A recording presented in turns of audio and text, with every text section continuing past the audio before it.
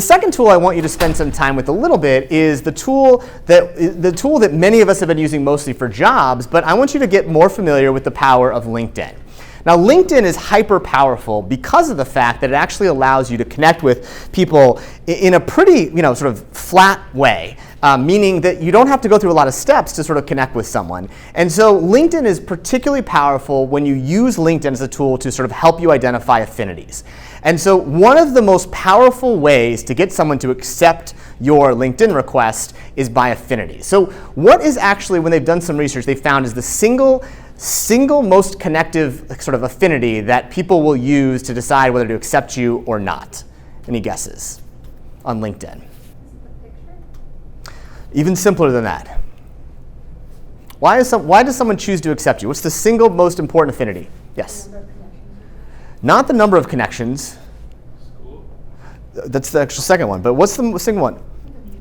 Mutual connections, the single most important thing. So if you know someone in common, that is hyper powerful. Now, that means that you need to sort of have a bunch of people that you can hopefully have in common. But the single most important thing is connecting with people where there's one other connection in common. That's the first thing. The second one, Duran actually said, what is the second most important connection that people will sort on for affinity-wise to decide whether to connect with you or not? School. Do you share a school in common, and have you been to the same school? And so alumni affinity is hyper strong. Why is school such a powerful affinity? Why do we sort of, you may have never met someone, but why will they sort of work with you if you go into the same school? I've been thinking about Georgetown. I think we have similar values and experiences. Mm-hmm. Values and experiences is one. What else?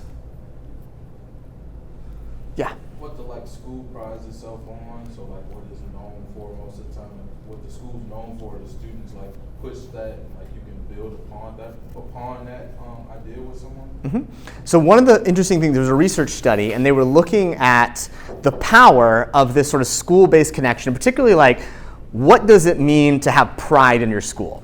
And what they found is that they found out that the amount of donations that went up, and that when students were calling to try and get donations, went up dramatically when your sports teams were doing well.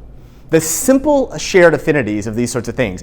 It's funny to think about, but there's no reason that someone from the 1980s should care about how Georgetown is doing today or that you're there, but school affinity and pride and those sorts of things are really powerful. So leveraging those sorts of things of affinities is really powerful. The third sort of really powerful affinity group that you can do is previous employers, people that you've worked for. So if you've worked at a company before or have this sort of place, being able to talk about those are really powerful. So again, those are sort of the key things that I want you to think about in terms of from a tool standpoint is using things like Hunter for email, using things like LinkedIn to be able to sort of find affinities that tie you in common, and really using those as a way to help you reach out.